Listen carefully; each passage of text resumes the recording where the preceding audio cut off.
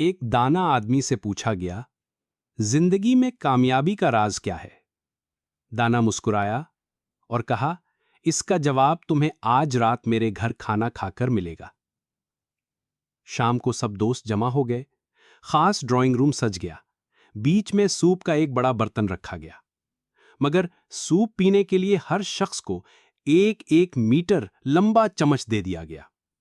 सबने अपना अपना चम्मच उठाया और कोशिश शुरू की, लेकिन लंबा चम्मच मुंह तक पहुंच ही नहीं सकता था। सूप गिरता रहा, सब थक गए और कोई भी पेट ना भर सका। सब भूखे रह गए।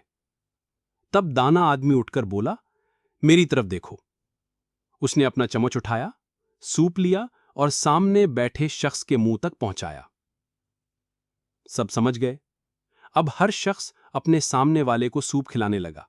घर में मुस्कुराहट फैल गई और सबका पेट भर गया।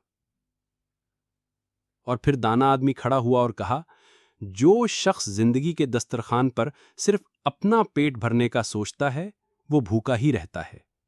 और जो दूसरों को खिलाने की फिक्र करता है, वो खुद कभी भूखा नहीं रहता। देने वाला हमेशा फायदा में रहता है लेने वाले